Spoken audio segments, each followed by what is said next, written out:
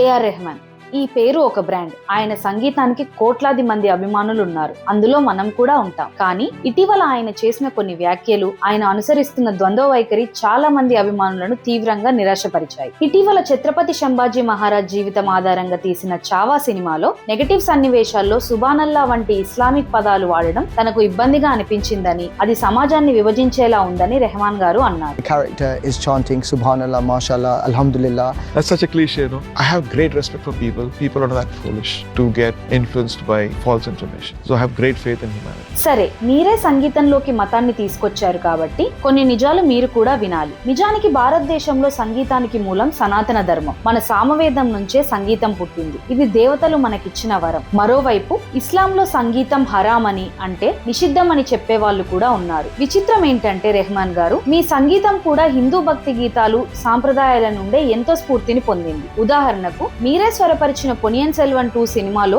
వీరా రాజ వీరా పాటను తీసుకోండి. ఆ పాట నిర్మాణం, శైలి మొత్తం ఒక పురాతన శివసుత్తి నుండి కాపీ చేయబడింది. హిందూ దేవుడి స్తోత్రం నుండి స్ఫూర్తి పొంది పాటలు చేసినప్పుడు లేని అభ్యంతరం ఇప్పుడు ఎందుకు వచ్చింది? ఈ దేశంలోని కోట్లాది మంది హిందువులు మిమ్మల్ని నెత్తిన పెట్టుకున్నారు. ఒక మేస్ట్రోను చేశారు, ఆస్కార్ వరకు తీసుకెళ్లారు. ఇంత ప్రేమను గౌరవాన్ని పొందాక ఈ రోజు మతం పేరుతో ఈ విక్టిమ్ కార్డ్ ఎందుకు ప్లే చేస్తున్నారు? రెహమాన్ గారు, మేము మీ పనిని గౌరవిస్తాం, కానీ మా దేశ సంస్కృతిని కించపరిచేలా మాట్లాడితే కాదు. ఈ రోజు ప్రేక్షకులు చాలా తెలివైన వారు. ఎవరు తమ మూలాలను గౌరవిస్తున్నారో, ఎవరు తప్పుదోవ పట్టించడానికి ప్రయత్నిస్తున్నారో వాళ్లకు బాగా తెలుసు. ఈ వివాదంపై మీ అభిప్రాయం ఏంటో కామెంట్స్ లో తెలియజేయండి. ఈ నిజం అందరికీ చేరాలంటే వీడియోను లైక్ చేసి షేర్ చేయండి.